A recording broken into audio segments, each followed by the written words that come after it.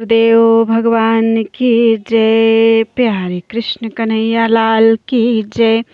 श्रीमद् वाल्मीकि रामायणे चतुर्नवतितमः सर्गः युद्धकांडे।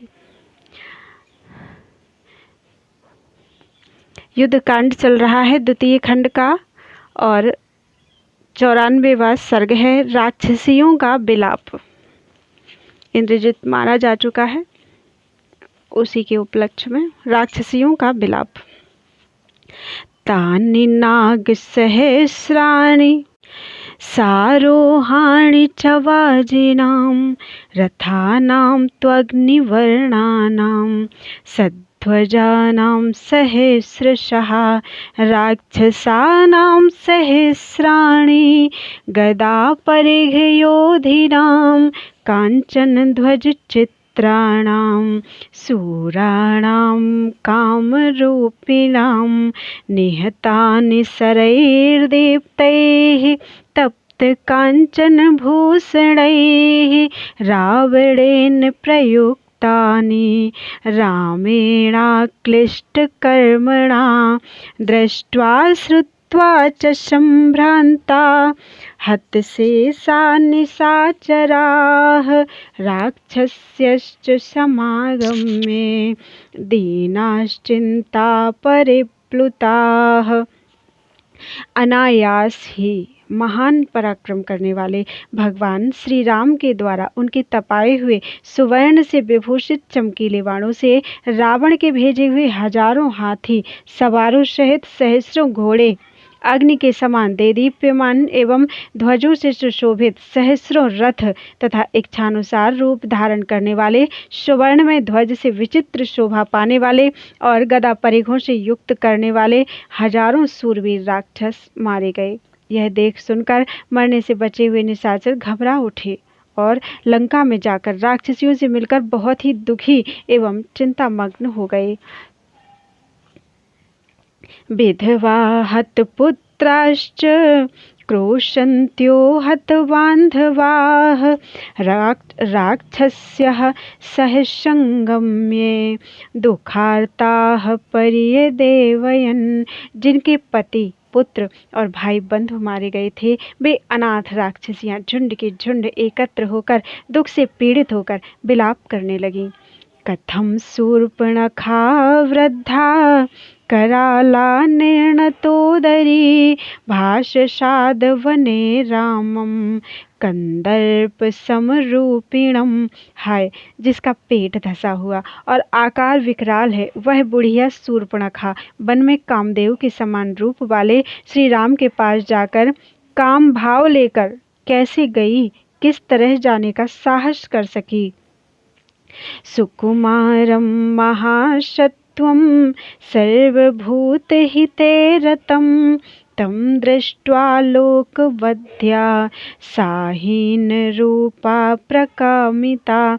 जो भगवान राम सुकुमार और महान बलशाली हैं तथा संपूर्ण प्राणियों के हित में संलग्न रहते हैं, उन्हें देखकर वह कुरूपा राक्षसी उनके प्रति काम भाव से युक्त हो गई। यह कैसा दुस्साहस है।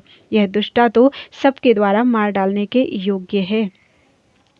कथम सर्वगुणैर्हीना गुणवन्तं महौजसं सुमुखं दुर्मुखी रामं कामयामास राक्षसी। कहाँ सर्वगुण संपन्न महान बलशाली तथा सुंदर मुख वाले श्री राम, और कहाँ वह सभी गुणों से हीन दुर्मुखी राक्षसी, उसने कैसे उनकी कामना की। जनस्याशल्प भाग्यत्वाद् बलिनी श्वेत मूर्धजा अकार्यं पहास्यं च सर्वलोक विगर्हितं राक्षसानां विनाशाय दूषणस्य खरस्य च चकारा प्रतिरूपा सा राघवस्य प्रघर्षणम। जिसके सारे अंगों में झुर्रियां पड़ गई हैं, सिर के बाल सफेद हो गए हैं तथा जो किसी भी दृष्टि से श्री राम के योग्य नहीं है, उस दुष्टा ने हम लंकावासियों के दुर्भाग्य से ही खरदूषण तथा अन्य राक्षसों के विनाश के लिए श्री राम का घर्षण किया था, उन्हें अपने स्पर्श से दूषित करने का प्रयास किया था। तन्निमित्तमिदं वैरं रावणेन कृतं महत्, बधाय सीता सा नीता दशग्रीवेण रक्षसा। उसके कारण ही 10 मुख राक्षस रावण ने यह महान बैर बांध लिया और अपने तथा राक्षस कुल के वध के लिए वह सीता जी को हर लाया।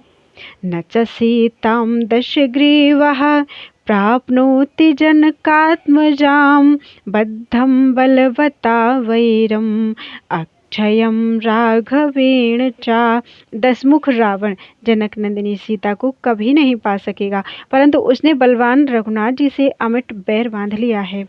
वैदेहीं प्रार्थयानं तं विराधं प्रेक्ष्य राक्षसं, हतमेकेन रामेण पर्याप्तं तन्निदर्शनम। राक्षस विराध विदेह कुमारी सीता को प्राप्त करना चाहता है। यह देखकर श्री राम ने एक ही बाण से उसका काम तमाम कर दिया। वह एक ही दृष्टांत उनकी अजेय शक्ति को समझने के लिए काफी था। 14 सहस्राणि रक्षसां भीमकर्मणां, निहतानि जनस्थाने शरैरग्निशिखोपमैः, खरश्च निहतः शङ्खे दूषणस्त्रिशिरास्तथा शरैरादित्यसङ्काशैः पर्याप्तं तन्निदर्शनम। जनस्थान में भयानक कर्म करने वाले 14,000 राक्षसों को श्री राम ने अग्निशिखा के समान तेजस्वी बाणों द्वारा काल के गाल में डाल दिया था और सूर्य के सदृश प्रकाशमान सायकों से सम्रांगण में खरदूषण तथा त्रिशरा का भी संहार कर डाला था। यह उनकी अजेयता को समझ लेने के लिए पर्याप्त दृष्टांत था। भोज हतो योजन बाहुश्च कबंधो रुधिराशनः, क्रोधान्नादं नदनशोऽथ पर्याप्तं तन्निदर्शनम। रक्तभोजी राक्षस कबंध की बाहें 1-1 योजन लंबी थी और वह क्रोधवश बड़े जोर जोर से सिंहनाद करता था, तो भी वह श्री राम के हाथ से मारा गया। वह दृष्टांत ही श्री रामचंद्र जी के दुर्जय पराक्रम का ज्ञान कराने के लिए पर्याप्त था। जघान बलिनं रामः सहस्रनयनात्मजं, बालिनं मेरुशंकाशं पर्याप्तं तन्निदर्शनम। मेरु पर्वत के समान महाकाय बलवान इंद्र कुमार बाली को श्री रामचंद्र जी ने एक ही बाण से मार गिराया। उनकी शक्ति का अनुमान लगाने के लिए वह एक ही उदाहरण काफी है। ऋष्यमुखे वसंसैव दीनो भग्न मनोरथः, सुग्रीवः प्रापितो राज्यं पर्याप्तं तन्निदर्शनम। सुग्रीव बहुत ही दुखी और निराश होकर ऋष्यमुख पर्वत पर निवास करते थे, परंतु श्री राम ने उन्हें किष्किंधा के राज सिंहासन पर बिठा दिया।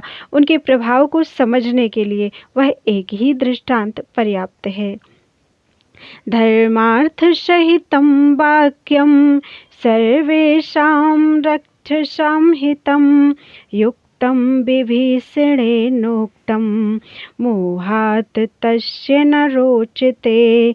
विभीषण वचः कुर्याद् यदि स्म धनदानुजः, शमशानभूता दुःखार्ता नेयं लंका भविष्यति। विभीषण ने जो धर्म और अर्थ से युक्त बात कही थी वह सभी राक्षसों के लिए हितकर तथा युक्ति युक्त थी, परंतु मोहवश रावण को वह अच्छी नहीं लगी। यदि कुबेर का छोटा भाई रावण विभीषण की बात मान लेता तो यह लंकापुरी इस तरह दुख से पीड़ित होकर शमशान नहीं बन जाती। कुंभकर्णं हतं श्रुत्वा राघवेण महाबलम्, अतिकायं च दुर्मर्षं लक्ष्मणेन हतं तदा, प्रियं चेन्द्रजितं पुत्रं रावणो नावबुध्यते। महाबली कुंभकर्ण श्री राम के हाथ से मारा गया। दुस्सह वीर अतिकाय को लक्ष्मण ने मार गिराया। तथा रावण का प्यारा पुत्र इंद्रजित भी उन्हीं के हाथ से मारा गया। तथापि रावण भगवान श्री राम के प्रभाव को नहीं समझ रहा है। 94वां सर्ग अभी पूरा नहीं हुआ है। 21 श्लोक हुए हैं आज, आगे के श्लोक कल पढ़ते हैं। बोलो वृंदावन बिहारी लाल की जय।